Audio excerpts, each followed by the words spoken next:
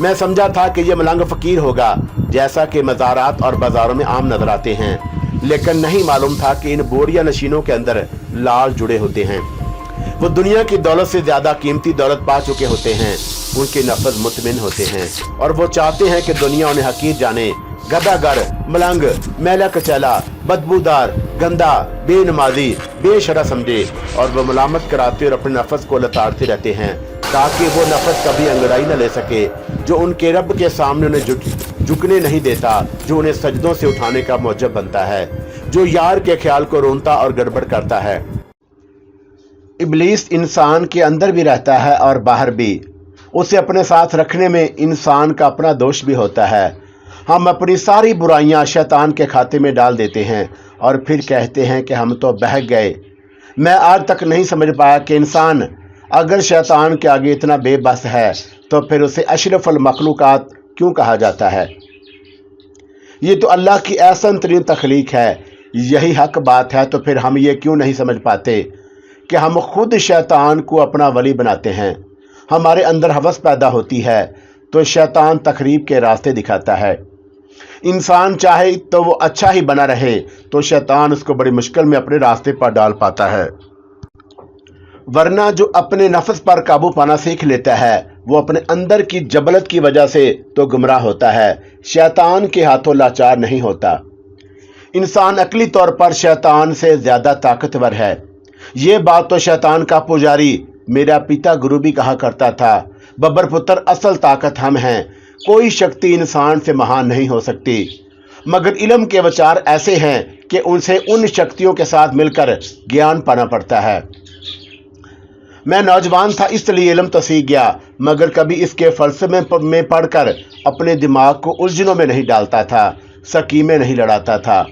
जो ठान ली और उसको अपने खुफिया पुर इसरार ताकत से हथिया लिया और पा लिया। और मैं इम्तहानों में पर्चे भी अपने मुवक्किलों की मदद से करता था।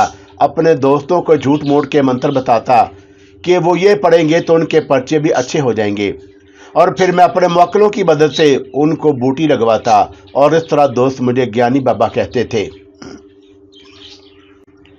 एक बार मैंने अपने दोस्त को प्राइज बांड का नंबर दिया कि वो इस नंबर का प्राइज बांड खरीद ले तो उसका नंबर लग जाएगा। ये नौजवान गरीब था और अपने फीस अदा नहीं कर पाता था। वो हीर बड़ी खूबसूरत गाता और मैं उससे हीर सुना करता, इसलिए उसकी मदद करने पर राजी हुआ। वैसे भी उसकी कहानी बड़ी दर्दनाक थी। ये पहली बार ऐसा हुआ था कि मुझे किसी पर रहम आया और मैंने अपने काले इल्म की मदद से उसकी मदद की और उसका प्राइज नंबर दूसरे नंबर पर लग गया और उसकी साल भर की फीसें और यूनिवर्सिटी के खर्चे पूरे हो गए। ताहम मैंने उसे सख्ती से मना कर दिया कि उसका प्रचार नहीं करेगा। उस जैसे मेरे कई नौजवान ताबेदार बन गए। कई लड़कियां भी अब मेरे पीछे पीछे थी और उन्हें मालूम हो गया था कि अगर मैं किसी को कोई तावीज़ दे दूं या अमल बता दूं तो उसके इम्तिहानात में लॉटरी निकल आती है। अब क्या बताऊं कि शर्म आती है अपने करतूतों का भेद खोलते हुए। मैं जिनसी तौर पर बड़ा हरीस था, इसलिए ज़्यादातर लड़कियां मेरे दाम में आ जाती और उनके काम बन जाते और मैं भी राज़ी रहता। सिर्फ एक बार ऐसा हुआ कि एक हाफिज कुरान क्लास फेलो मूसा खान से मेरा फड्डा पड़ गया। वो बड़ा मेहनती था और यूनिवर्सिटी के तलबा यूनियन में भी काफ़ी सरगर्म था। वो अक्सर उस पर हैरानी भी ज़ाहिर करता था कि मुझ समेत मेरे साथी सब आवारा मिजाज हैं और कभी क्लास रूम में टिकट लेकर नहीं बैठते, ना लाइब्रेरी में पाए जाते हैं, मगर हर इम्तहान में अच्छे नंबर ले लेते हैं। वो इस खोज में था कि इत्तफाक से मेरा एक परस्तार क्लास फेलो उसके हॉस्टल में था और जिसे चंद दिनों के लिए उसके कमरे में रहना पड़ा और यहीं से वो हाफिज मूसा खान के ज़ैर असर आ गया। एक दिन हाफिज ने उसके पास मेरा दिया हुआ मंत्र देख लिया और वह तावीज़ात की ज़ुबान समझता था, क्योंकि जिस मदरसे में वो पढ़ा था वहाँ तावीज़ात भी सिखाए जाते थे। उसने पूछा कि तुम ये क्या पढ़ते हो? तो पहले तो मेरा क्लास फेलो उससे चालाकियाँ लगाने की कोशिश की, लेकिन फिर हाफिज मूसा के खान साहब ने जब उसे ये धमकी दी कि तुम जो पढ़ते हो ये सिफली इल्म है और काला जादू करने वाला काफिर होता है, वो उसकी रिपोर्ट यूनिवर्सिटी हकाम को कर देगा, तो वो डर गया और उसने हाफिज मूसा खान को मेरे मुतल्लिक बता दिया और फिर अब तक पेश आने वाली तमाम गैर मुतवक्का कामयाबियों की तफसीलात भी बता दी। हाफिज मूसा खान एक ज़ैरक नौजवान था। उसने बड़े तहम्मुल से उस क्लास फेलो को समझा दिया कि अब वो उसका जिक्र किसी से नहीं करेगा, लिहाजा वो मुझे भी ना बताए। उसने वो काला इल्म लिया और अपने मदरसे में जाकर अपने उस्ताद गिरामी से डिस्कस किया और पूछा कि बुनियादी तौर पर ये किस किस्म का इल्म है और इसका तोड़ क्या है। उसके उस्ताद ने उसे बताया कि ये एक मंत्र है जो मोक्कलान को अपने तक रसाई देता है। जो बंदा भी पढ़ता है उस तक अमल के मोक्कल पहुंच जाते हैं और उसकी मदद करते हैं। हाफिज मूसा खान को उस्ताद ने बताया कि अगर कुरान पाक की ये आयत मुबारका पढ़कर फूंक दिया जाए तो उससे काले इल्म की काट हो जाती है और मोक्कलान का राब्ता टूट जाता है। हाफिज मूसा खान वापस आया और उसने किसी को हवा नहीं लगने दी कि वो क्या करने जा रहा है। उसने समसीटर शुरू होते ही अपना काम कर दिखाया और उसने पहला काम यह किया कि इंतजामिया को अपने साथ मिलाकर उसने मेरे तमाम मदाहों को एक ही कमरे में आगे पीछे बैठवा दिया और इससे पहले उसने उनकी कुर्सियों के गिर्द हिसार खींचकर उस नूरी इल्म से मजबूत चौकी लगा दी। मेरा इम्तहानी कमरा उनसे अलग था और मुझे दोस्तों की फिक्र तो थी, इसलिए मैंने अपना पर्चा खोलने के बाद अपने मोक्कलान को हाजिर किया और उन्हें अपने दोस्तों की जानब भेजा। वो सब मखसूस तादाद में ये इल्म पढ़कर इत्मीनान से बैठे थे। ये तरीक़ेकार तय था कि मखसूस तादाद पढ़ने के बाद चंद मिनट वो इंतज़ार करते और फिर अपना पर्चा सवालात खोलते तो उन्हें अपना पर्चा इंतहाई आसान लगता। उनका एतमाद बढ़ जाता और पर्चा हल कर लिया करते। लेकिन उस रोज़ उन्होंने पर्चा खोला तो उनके होश उड़ गए। एक सवाल भी ऐसा नहीं था जो उन्हें पूरा आता हो और उन्होंने घबराकर एक दूसरे की जानब देखा। सबके चेहरों पर हवाइयाँ उड़ी थी और उधर मेरा भी यही हाल था, क्योंकि मोक्कलान जब वापस हुए तो वो हाँफ रहे थे और उनके जिस्मों से धुआं निकल रहा था। आका, हम तो मारे गए। उधर किसी ने नूर फूंका है, एक मोक्कल ने सहमी हुई आवाज के साथ बताया, और हम जब आपके दोस्तों के पास जाने लगे तो यकायक हमारे जिस्मों को बुरी तरह से करंट लगा। बड़ी कोशिश की कि उन तक पहुंच जाएं, मगर कोई ताकत थी जिसने हमें वहां से भागने पर मजबूर कर दिया। ऐसा कैसे हो सकता है और तुमने किसी अमल को उनके पास देखा है? मैंने सख्ती से पूछा। वहां कोई अमल नहीं है आका, लेकिन आपके सभी साथियों को किसी ने अपने हिसार में जकड़ कर वहां बिठाया है और हमने चारों तरफ से हर किसी तक पहुंचने की कोशिश करके देख ली। मोक्कलान की बातें सुनकर हैरान हुआ कि ऐसा क्यों कर हो सकता है। खैर, मैंने अपना पर्चा दिया और जब बाहर निकला तो बाहर सभी दोस्त खड़े हुए थे और उनके मुंह लटके हुए थे। क्यों मारे गए आज? पर्चा अच्छा नहीं हुआ ना, और मेरा भी नहीं हुआ। चलो कैंटीन में चलते हैं। और मैंने उन्हें कुछ कहे बगैर अपने साथ लिया। मैं ज़हनी तौर पर परेशान था, लेकिन किसी पर जाहिर नहीं करना चाहता था कि यह सब क्या हुआ है और क्या मेरा इल्म सलब हो गया या किसी ने जानबूझकर मेरे दोस्तों को हिसार में बांधा है। अगर किसी ने यह हरकत की है तो उसने मुझ पर वार क्यों नहीं किया, जबकि मेरा पेपर बिल्कुल ठीक हुआ था। मेरे लिए ये बड़ा चैलेंज था कि मैं उस बात की तह तक पहुंचूं कि मेरे किए किराए पर पानी कैसे फिर गया। मुझे ये बात समझने में ज़रा देर नहीं लगी कि इसके पीछे कोई और शख्स मौजूद है जिसने मेरे मुवक्किलों को नाकारा बना दिया और उन्हें तालिब इल्म दोस्तों को परशाह कराने में मदद फराहम नहीं की। ये कौन हो सकता है? आप समझ सकते हैं कि अगर ऐसा किसी एक बंदे के साथ होता तो इसको इत्तफाक कहा जा सकता था, लेकिन ये तो सभी नाकाम हुए थे और उन्हें मंसूबे के तहत ही एक हाल में बिठाया गया था। मैं इसी सोचे विचार में परेशान था, लेकिन मैंने अपने ऊपर ज़ब्त किए रखा। मैं आज अगर नाकाम हो जाता तो यूनिवर्सिटी में मेरी जय-जयकार ख़त्म हो जाती। उस पर मैं कोई फसाद भी बर्पा नहीं कर सकता और मुझे बड़े होश और हौसले के साथ उसके पीछे कार फरमा हाथ तक पहुंचना था। अब क्या होगा हमारा? हमने तो एक लफ्ज़ भी नहीं पढ़ा। पेपर बड़ा मुश्किल होगा। दोस्त अपनी परेशानियां बयान करने लगे।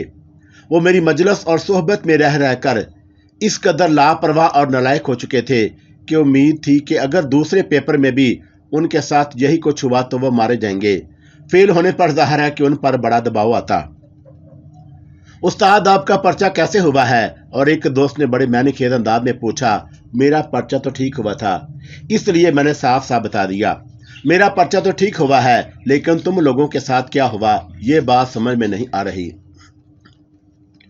ऐसा तो नहीं कि हम जो पढ़ने के लिए हमें अमल दिया था उसको हमने उलट पढ़ दिया हो। और उनमें से दूसरा बोला, जरा सुनाओ तो क्या पढ़ा था? और अचानक मेरे जहन में उन्हें मुतमिन करने के लिए ख्याल कूंदा। उन्होंने काले इल्म का जो अमल सुनाया वो था तो दुरुस्त, लेकिन मैंने मेन मेख निकालते हुए कहा, यार तुमने क्या कर दिया, इसको यूं नहीं पढ़ना था। और मैं भी कहूं कि गड़बड़ कैसे हो गई, इसको इस तरतीब से पढ़ना था। और मैंने उन्हें जरा सी तरतीब बदल कर वही अमल दोबारा सिखाया। अब ध्यान रखना, और बार बार गलत पढ़ोगे तो जाहिर है कि तुम लोगों को रूहानी मदद नहीं पहुंचेगी। मैंने पेपर में नाकामी का इल्ज़ाम उनके सर पर ही थोप दिया, लेकिन मैं जानता था कि ऐसा कुछ नहीं, और मेरे मुवक्किलों को किसी और ने नूरी इल्म की मदद से शिकस्त देकर उन दोस्तों तक पहुंचने नहीं दिया था। दोस्तों को उन्हीं की नदामत में फंसा कर मैं हॉस्टल आया, और फिर रात इशा के बाद मैंने किसी करीबी कब्रिस्तान में जाने का फैसला कर लिया। मैं चाहता था कि चौकी लगाकर मैं उस सारी सूरत हाल का अंदाजा लगाऊं जिसका मुझे अब अंदेशा हो रहा था। रात गए मैं करीबी ही वाकया एक कब्रिस्तान में गया, और कच्ची और खुदी हुई खराब कब्र के पास बैठकर मैंने अपने मौकलान को बुलाया। ये वही थे जिनकी आज इम्तहानी पर्चा में ड्यूटी लगाई गई थी, और वो सब वही जवाब पेश कर रहे थे जिसका वो पहले बता चुके थे। उस रात मुझे गंगू की याद आई, और कई सालों से वो मुझसे जुदा हो गया था। हैरत है कि मुझे इस बात का ख्याल क्यों नहीं आया। और मुझे हाफिज अब्दुल्ला भी याद आया कि अगर वो वफा करता तो आज दोस्ती के नाम पर मैं उससे मदद हासिल कर लेता। मैंने खुद को बड़ा लाचार समझा और काफ़ी देर तक गौर किया। मुझे एहसास हुआ कि काला इल्म आखिर एक बातलाना अमल है जो बिल आखिर बुरी तरह नाकाम हो जाता है। ये दीनी तालीम का असर था जो मैंने हासिल की थी, और मैं अगरचे अब फिर से शैतानी इल्म की दलदल में उतर चुका था, लेकिन अब ज़मीर भी साथ साथ मुलामत करने लगा। सोचा कि क्या मुझे काले इल्म को छोड़ देना चाहिए और नूरी इल्म सीखना चाहिए जो सबसे ताकतवर है, और उसमें इंसान गुनाह से भी बच जाता है। लेकिन मेरे अंदर असबियत और नफरत का लावा इस कदर भड़कता था कि वापस पलट कर फिर से नई जिंदगी शुरू करना मुश्किल दिखाई दिया। दोस्तों की नज़रों में अपना वकार और एहतराम नहीं खोना चाहता था, और बहुत से लोग मेरे गर्विदा थे, इसलिए मैं अब पलट भी नहीं सकता था, और मुझे हर सूरत में कामयाब होना था। मगर कैसे? अचानक मायूसी के अंधेरे में शैतान ने तीर चलाया, तो अपने दोस्तों को चेक क्यों नहीं करता? हो सकता है कि उनसे कोई ऐसी गलती हुई हो जिसने तुम्हें नाकामी से दो चार कर दिया। उस ख्याल का आना था कि मेरे अंदर दौराने खून तेज हो गया और कानों की लुएं सुलगने लगी। हाँ, मुझे यही करना चाहिए, और मैंने अपने मुवक्किलान को तलब किया और उन्हें अपने दोस्तों के हालात जानने के लिए भेज दिया। आधे घंटे बाद मुझे मालूमात हासिल हो गई। आखिर एक मुवक्किल ने इंकशाफ कर दिया कि मेरा एक दोस्त हाफिज मूसा के साथ मस्जिद में गया है, और यह अख्तर अलवी था। मेरा सबसे ताबेदार दोस्त गंदी तरीन खसलत का मालिक था, नमाज रोजे से दूर भागता। और मैंने मुवक्किल से कहा कि तुम वापस जाओ और मस्जिद के बाहर बैठकर उसका इंतज़ार करो और देखो कि वो कब मस्जिद से बाहर आता है, और फिर तुम कोशिश करके उनकी बातें भी सुनो। और 1 घंटे बाद मुवक्किल वापस आया तो वह बुरी तरह हाँफ रहा था और उसकी हालत गैर थी। क्या बात है? और मेरे पूछने पर वो रोहांसा हो गया। अभी अख्तर उसी हाफिज मूसा के साथ वापस आया है, और मैंने जब उन दोनों के पास से जाने की कोशिश की तो अचानक मुझ पर जैसे किसी ने आग का गोला फेंक दिया हो।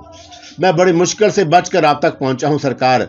और मुवक्किल की बात सुनकर मेरे सामने कई गुत्थियां खुलकर आ गईं। अगले दिन कैंटीन में अपने दोस्तों के साथ चाय समोसे खाते हुए मालूम किया कि हाफिज मूसा खान किस वक्त आम तौर पर कैंटीन पर आया करता है।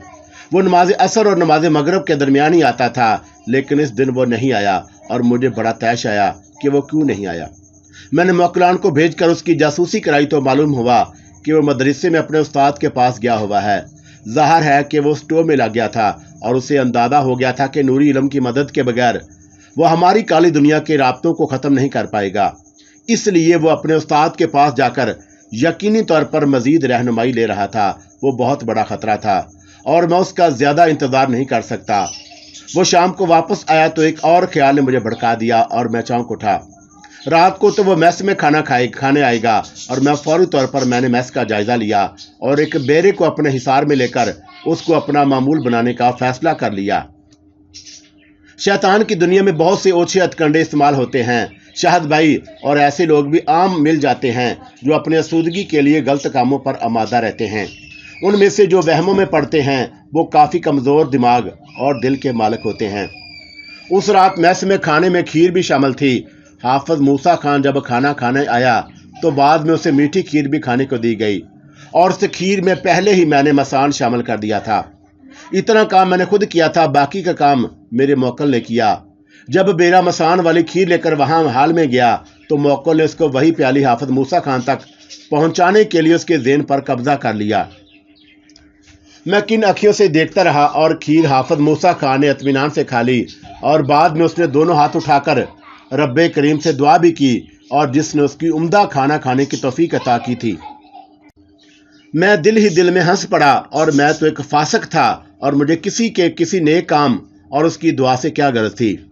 میں مطمئن ہو گیا، اور اب چند دنوں میں حافظ موسیٰ خان شیطانی بیماریوں میں مبتلا ہو جائے گا۔ مسان کا وار بڑا گہرا ہوتا ہے، اور بندہ اس کا علاج کرتے کرتے ہی اس سے نکل پاتا ہے، لیکن وقت گزر جائے تو صرف موت ہی اس کا علاج ہے۔ اگلے 2 دن تک بھی ہمارے پیپر خراب ہوئے، دوست ساتھی سٹ پٹا گئے تھے، اور میں نے ان کو آنکھیں دکھا کر مطمئن کیا، اور اس دوران میں اس کا مشاہدہ کرتا رہا کہ حافظ موسیٰ خان کے انداز و تواار کیسے ہیں۔ مسان کو اگلے دن سے اثر شروع کر دینا چاہیے، اور میرے موکل بھی اس کی خبر لانے کے لیے متحرک تھے۔ اگلے دن نماز مغرب کا وقت تھا جب ہاسٹل میں کھلبلی مچ گئی۔ موکل نے مجھے فوری طور پر بتا دیا کہ حافظ موسیٰ خان کی طبیعت خراب ہو گئی ہے، وہ الٹیاں کر رہا ہے، اور اختر علوی نے ایمبولینس منگوا لی، وہ اس کو ہسپتال لے گئے۔ یہ تو میں ہی جانتا تھا کہ اس مرد کا علاج کسی ڈاکٹر کے پاس نہیں ہے۔ میں بڑا مطمئن تھا، اس لیے کہ دوستوں کے ساتھ کینٹین میں بیٹھ کر سموسے اور سگریٹ سے دل بہلاتا رہا۔ مجھے یقین تھا کہ میرا یہ وار ضائع نہیں جائے گا۔ وہ رات میں نے فل عیاشی میں گزاری، شیطان کو راضی کرنے کے لیے کوئی کسر نہیں چھوڑی تھی۔ پیپر ختم ہو گئے تھے۔ اگلے دن میں ڈپارٹمنٹ میں نہیں گیا، اور دوپہر تک سویا پڑا رہا۔ آنکھ کھلی تو کسل مندی کا غلبہ تھا، اس لیے بستر میں ہی دبکا رہا۔ کچھ پہر بعد موکلان سے حافظ موسیٰ خان کی خبر لی تو ان کی بات سن کر میں چونک اٹھا، اور سمجھ لیں کہ مجھے 440 وولٹ کا جھٹکا لگا تھا۔ یہ کیسے ہو سکتا ہے؟ اور میں موکلان پر برس پڑا۔ آقا، ہم کیا کر سکتے ہیں؟ حافظ موسیٰ خان نے اختر علوی کو اپنے استاد کو بلانے کے لیے بھیج دیا تھا۔ وہ رات کو ہسپتال آئے، اور انہوں نے پانی پر دم کر کے اس کو پلایا تو کچھ دیر بعد حافظ موسیٰ خان نے الٹیاں شروع کر دی۔ ڈاکٹروں نے پریشان ہو کر انہیں باہر نکالنا چاہا تو انہوں نے ڈاکٹروں کو آنکھیں دکھائی اور کہا، تم لوگ اپنا علاج کرو اور مجھے اپنا علاج کرنے دو۔ میرے شاگرد کو زہریلا مسان دیا گیا ہے، اور تم کیا جانو کہ یہ مسان کیا ہوتا ہے؟ تم جسموں کے ڈاکٹر ہو اور میں روح کا ڈاکٹر ہوں۔ تم مشینوں کی مدد سے دیکھتے ہو اور پھر بھی نہیں جان پاتے کہ جسم میں کون سا مرض ہے، مگر اللہ نے اس بندے کو جو روحانی بصیرت عطا فرمائی ہے، اللہ کے حکم اور توفیق سے یہ بندہ اسی انسان کی اصل بیماری کو پہچان لیتا ہے۔ کیا تم قرآن کی فضیلت نہیں جانتے؟ کیا تمہیں نہیں معلوم ہے کہ قرآن مجید میں شفا ہے؟ اور میں اس پر اللہ کا کلام پڑھ کر دم کیا ہے، اور اللہ پاک کے کلام کی برکت سے حافظ موسیٰ خان کو جو شیطانی زہر کھلایا گیا وہ اس کے معدے نے اگل دیا ہے۔ تم خود دیکھ لو کہ اس مواد کو اپنے مشینوں میں لگا کر ٹیسٹ کر لو، اور تمہیں علم ہو جائے گا کہ اس گندگی میں کون سا زہر شامل ہے۔ ڈاکٹر ان کی باتیں سن کر عاجز آ گئے، اور کچھ دیر بعد حافظ موسیٰ خان کو ہوش بھی آ گیا، اور ڈاکٹروں نے اس کے ٹیسٹ وغیرہ اور کچھ دوائیں دے کر اس کو ہاسٹل واپس بھیج دیا۔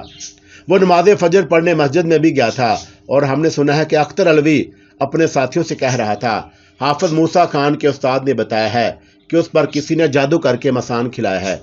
اس نے اپنا شک ظاہر نہیں کیا کہ یہ کون ہو سکتا ہے، لیکن اس کے استاد کا کہنا ہے کہ بہت جلد وہ اس عمل کرنے والے تک پہنچ جائے گا۔ موکلان کی یہ باتیں کسی بم دھماکے سے کم نہیں تھی، اور میں ساری رات نشاب میں ڈوبا رہا اور اپنی ادھوری فتح کا جشن مناتا رہا تھا، مگر دوسری جانب حافظ موسیٰ خان زندگی کی جانب واپس لوٹ آیا تھا۔ میں اب کسی خوش گمانی میں نہیں رہنا چاہتا تھا، اور میں نے دوستوں کو کمرے میں بلایا اور پھر باتوں ہی باتوں میں کہہ دیا کہ سنا ہے حافظ موسیٰ خان نے رات کو شراب پی تھی اور جس سے اس کا دماغ الٹ گیا، اور میں نے دوستوں کو یہ بات ہاسٹل میں بھی مشہور کرنے کی ہدایت کر دی، اور شراب کی ایک خالی بوتل جو میرے کمرے میں ہی موجود تھی وہ سویپر کی مدد سے حافظ موسیٰ خان کے بیڈ کے نیچے پہنچا دی۔ رات میں اس کے کھلنے تک یہ بات ایک ہاسٹل سے نکل کر دوسرے ہاسٹل تک پہنچ گئی کہ حافظ موسیٰ خان نے دراصل شراب پی تھی۔ کسی کو اس بات پر یقین نہیں تھا۔ وارڈن کو جب یہ علم ہوا تو وہ بھی پریشان ہوا کہ یہ کیسے ممکن ہے۔ وہ حافظ موسیٰ خان کے کمرے میں گیا اور اس کی خیریت معلوم کی، اور پھر اس نے حافظ موسیٰ خان کے کمرے کی تلاشی لی تو بیڈ کے نیچے سے شراب کی خالی بوتل بھی مل گئی۔ وہ کام جو مسان نہ کر سکا تھا، شراب کی خالی بوتل لے کر دیا۔ وارڈن اس پر سخت ایکشن لینا چاہتا تھا، لیکن حافظ موسیٰ خان اور اس کے دوستوں نے وارڈن کو یہ یقین کرانے کی کوشش کی کہ حافظ موسیٰ خان کے خلاف سازش ہو سکتی ہے۔ اتفاق یہ بھی ہوا کہ چند دن پہلے ہی کہیں حافظ موسیٰ خان کو طلبہ یونین کی جانب سے انتخاب لڑنے پر آمادہ کیا گیا تھا اور اس بات کا مجھے علم نہیں تھا۔ یونین کے چند لیڈروں کو یہ علم تھا کہ اور ابھی اس بات کو عام نہیں کیا گیا، اور وارڈن نے ان کی بات سن کر کہا کہ اس کا بہتر علاج یہی ہے کہ رات کو اس کا جو میڈیکل ٹیسٹ ہوا ہے اس کو دیکھ لیا جائے، اس سے معلوم ہو جائے گا کہ اس نے شراب پی تھی یا نہیں۔ اور اب مجھے اس سے کوئی سروکار نہیں تھا کہ ٹیسٹ کا رزلٹ کیا نکلتا ہے۔ میں یہ بات واضح کر دوں کہ اختر علوی کے بعد میں اب کسی اپنے پرستار پر بھی بھروسہ نہیں کر سکتا تھا کہ میں اس کو یہ بتاتا کہ میں کیا کر رہا ہوں، اور اپنے راز کی حفاظت کر کے ہی بچا جا سکتا تھا۔ میڈیکل ٹیسٹ میں کیا نظر آیا کیا نہیں، مگر اس شراب کا الزام ایسا فتنہ گر ثابت ہوا کہ طالب علم ایک دوسرے سے کہتے پھرتے، یار بڑا گھنا بندہ ہے حافظ بھی، اندر سے وہ بھی منکر ہی نکلا۔ کوئی کہتا ہمیں تو نصیحتیں کرتا پھرتا ہے اور خود عیاشی پوری کرتا ہے، اس لیے کہتے ہیں کہ جوانی میں باپ پاپ کر لو، پھر کہاں موقع ملے گا۔ ہاسٹل میں حافظ موسیٰ خان کی خوب بدنامی ہوئی، ڈپارٹمنٹ تک بھی اس کا چرچا عام ہو گیا۔ یہ کون سا مشکل کام تھا؟ واش روم کی دیواریں بنی اسی لیے ہوتی ہیں اور ان پر لکھ ڈالا گیا اور چرچا عام ہو گیا۔ لوگ عام کہتے پھرتے کہ حافظ موسیٰ خان تو منافق نکلا، اور میں نے چند دن اس کے مغموم اور رنجیدہ دیکھا، اور لیکن پھر اس میں وہی تازگی نظر آنے لگی۔ دین کی تعلیم کا یہ بڑا فائدہ ہوتا ہے کہ انسان روحانی طور پر مضبوط ہو جاتا ہے۔ حافظ موسیٰ خان کے کردار پر کیچڑ خوب اچھلا اور لڑکیاں خاص طور پر اب اس سے گریزاں رہنے لگی، مگر اس نے اپنے اعتبار سے اپنے کردار کو مضبوطی ثابت کرنے کی پوری کوشش کی، مگر کہاں تک؟ شیطان کو کہاں قرار کہ کوئی صاحب ایمان کامل ہو جائے۔ طلبہ یونین کے الیکشن سر پر آ گئے اور یونین چاہتی تھی کہ حافظ موسیٰ خان الیکشن لڑے، مگر اس کی کردار کشی نے اس کی شخصیت کو بری طرح متاثر کیا۔ اس کا علاج انہوں نے یہ کیا کہ پہلے اختر علوی کو حافظ موسیٰ خان کے کمرے سے نکال دیا اور مشہور کر دیا گیا کہ دراصل شراب وغیرہ اس نے پی تھی۔ حافظ موسیٰ خان نے حیرت انگیز طور پر اس بات پر خاموشی اختیار کر لی اور اختر علوی سے تعلق توڑ لیا۔ پھر وہ ہاسٹلوں میں جاتا اور نماز عشاء کے بعد قسماً حلفاً لوگوں کو یقین دلواتا رہا کہ اس نے آج تک کوئی ایسی حرکت نہیں کی جو گناہ کبیرہ اور صغیرہ میں شامل ہو۔ شراب اور لڑکی سے تو وہ دور بھاگتا ہے، اور وہ لوگ جو طلبہ کو اسلام سے دور رکھنا چاہتے ہیں وہ اس کے خلاف ہیں۔ میری اس ایک سازش کے نتیجے میں خرافات اور الزامات کا ایسا باب کھل گیا جس کا میں تصور بھی نہیں کرتا تھا۔ حافظ موسیٰ خان اور اس کی یونین نے دوسرے ہاسٹل میں مقیم ملحدانہ عقائد رکھنے والے طالب علموں کو اپنا ٹارگٹ بنا لیا۔ وہ بھی کافی نڈر لوگ تھے اور مذہب پرستوں کے خلاف تھے۔ وہ میرے جیسے تو نہیں تھے، مگر شراب اور آزاد خیالی کے ساتھ بڑی بڑی بے فکری باتیں کرتے تھے۔ دیکھتے ہی دیکھتے موسیٰ خان کے گروپ اور ان ملحدوں کے درمیان باقاعدہ مناظرے اور لڑائیاں ہونے لگی۔ یہی شیطان کا وہ ہتھ گنڈا ہے جو ایک گناہ کی تحریک دیتا ہے اور پھر اس کا سلسلہ چل نکلتا ہے۔ شیطان تو پھر ایک جانب بیٹھ جاتا ہے، باقی کام انسان خود ہی کرتا چلا جاتا ہے اور شیطان کے کھاتے میں سب ڈالتا چلا جاتا ہے۔ مجھے اب موسیٰ خان کے خلاف کوئی جادوئی عمل کرنے کی ضرورت نہیں تھی، لیکن مجھے اس سے شدید نفرت ہو گئی اور میں نے اس کے دشمنوں کا دائرہ بڑھا دیا۔ یہ الیکشن سے چند دن پہلے کی بات ہے اور میں نے اپنے کلاس فیلو جو مجھ پر جان چھڑکتی تھی اس کو اپنا ہم خیال بنایا اور حافظ موسیٰ خان کے خلاف اوچھی ترین سکیم بنا ڈالی۔ میں نے اس کا نام انجلی رکھا ہوا تھا، وہ غیر مسلم تھی اور میری اسکیم سمجھ کر وہ اس دن کلاس میں جان بوجھ کر حافظ موسیٰ خان کی سیٹ کے پاس بیٹھ گئی اور بڑی شائستگی اور نرمی سے اس کے سلام کی لی اور اس کی خیریت معلوم کی۔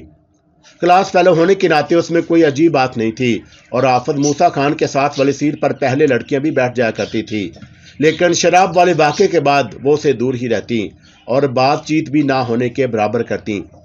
حافظ موسیٰ خان نے اس دن حیران ہو کر انجلی کو دیکھا، لیکن پھر اس کا شکریہ ادا کر کے لیکچر سننے میں لگ گیا۔ انجلی میں مردوں کو لبھانے کی قدرتی مہک پائی جاتی تھی۔ نسوانی وقار کی تمکنت اور دل فریبی کا پہلا حملہ ہی کارگر رہا۔ لیکچر کے بعد انجلی نے حافظ موسیٰ خان کو انگیج کر لیا اور اس روز کے لیکچر والے حوالے سے جان بوجھ کر اسے ایسے سوال پوچھنے لگی کہ دراصل آج ٹیچر نے جو لیکچر دیا ہے اس کو مزید اسٹڈی کرنے کے لیے کون سی کتابیں پڑھنی چاہیے۔ حافظ موسیٰ خان اس کو بتانے میں لگ گیا اور خلاف معمول دوسرے لیکچر کے بعد بھی وہ انجلی سے مختلف ٹاپک پر بات کرتا رہا اور یہ لمحے ان دونوں کے ایک دوسرے کے بہت قریب لا سکتے تھے اور یہی میں چاہتا تھا۔ جو ان دل فریب لڑکی کی گفتگو میں جو سحر موجود ہوتا ہے وہ کسی عمل کے جادو میں نہیں ہوتا۔ عورت تو خود بنگال کا جادو ہے۔ نوجوان مرد اس وقت کسی تعویذ دھاگے کا بھی خیال نہیں کرتا اور نہ اس کو کسی روحانی سہارے کی طلب رہتی ہے۔ بڑے بڑے عالم فاضل اور نیکوکار حسن کی مے پینے پر مجبور ہو جاتے ہیں۔ حافظ موسیٰ خان کیا چیز تھی؟ شراب وہ نہ پی سکا اور بدنام ہو گیا تھا۔ شراب پی کر وہ کیسے اپنے پاکیزگی کی قسمیں کھا سکتا تھا؟